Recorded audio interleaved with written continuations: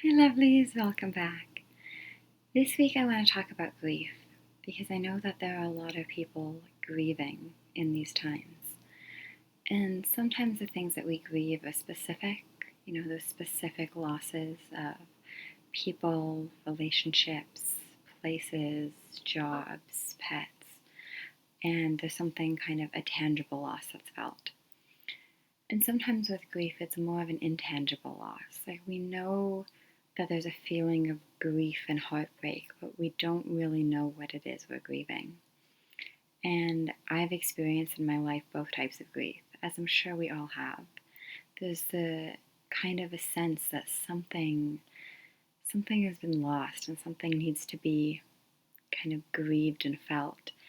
And one of the major things that I think we tend to do is kind of make grief a problem.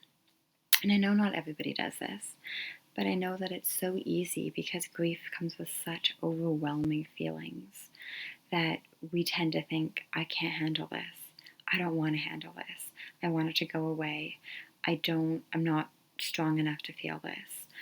And I think that does us a disservice because in my mind, grief is something that comes from our wisdom. Grief to me is basically what happens when we love so deeply and we connect with something so purely.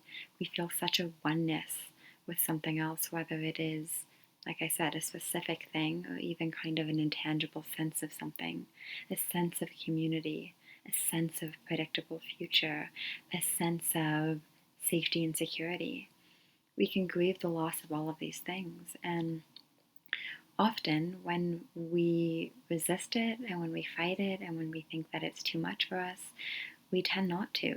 We, instead of really, listening to the wisdom in grief and listening to the experience of grief and what it's actually showing us about what we value and what we were connected to, we get scared by how intense it feels. We get scared by the fact that it doesn't feel like we can handle it at times. And we make grief a problem. And in this time of pandemic, we're all grieving different things. I know people who are grieving the loss of people. I know people who are grieving the loss of pets. I know people who are grieving the loss of relationships.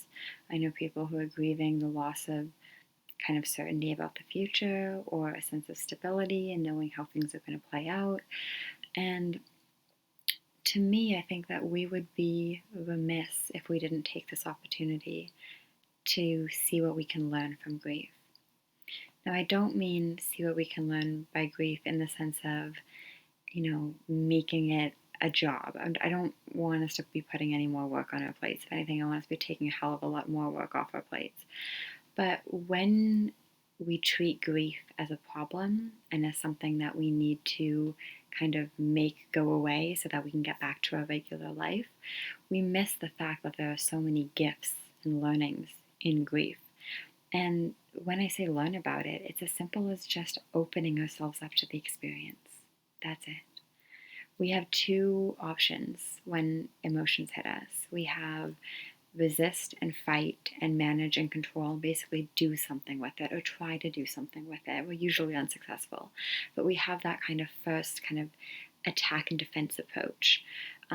Or we have the just opening, the allowing, the surrendering, the acceptance, the, okay, this is what I'm feeling, and just going with it. And in that is where we get the lessons and the learning and the gifts of transformation that grief can so often bring. That's where we see that it is connected to our wisdom. That's how I saw that it was connected to my wisdom, is I went from grief as an emotion that I don't like feeling and I don't really need to feel it. I don't really want to feel it. It's uncomfortable. I am going to use the principles to, try to find freedom from the grief, to, oh, grief is actually really powerful and really wise. And isn't it kind of cool that we can grieve so many different things and grieve in so many different ways? And yet I always feel like when I've come out of a period of grief, I am more myself and more resilient and more strong and more connected than ever. So once I had that switch from fighting it off to allowing and accepting it, I just surrendered to it. And like surrendering to everything that comes up in our human experience, it is so much nicer to be in a state of not fighting what shows up in us, not being constantly in battle with our minds and our emotions, and just riding the wave of what comes up. So for me, in this time of pandemic, there are a few things that I'm grieving, and there are people that I love that are grieving. And I just wanted to make this video today to remind us that grief isn't a bad thing. That doesn't mean it's not painful. It is. That doesn't mean it doesn't hurt. It does. But if we can kind of shift from the Western way of looking at it, which is grief is bad, I don't want to feel it, how do I make it go away? How can I numb myself or fix myself or fix my experience so that I don't have to feel this? To allow and surrender and opening to learning something that we may not see. It's a connection that's there, but we're not really seeing the connection until we allow ourselves to open up to our broken heart, to the grief, to the loss, and really start seeing things that we wouldn't have seen if we had done battle with it.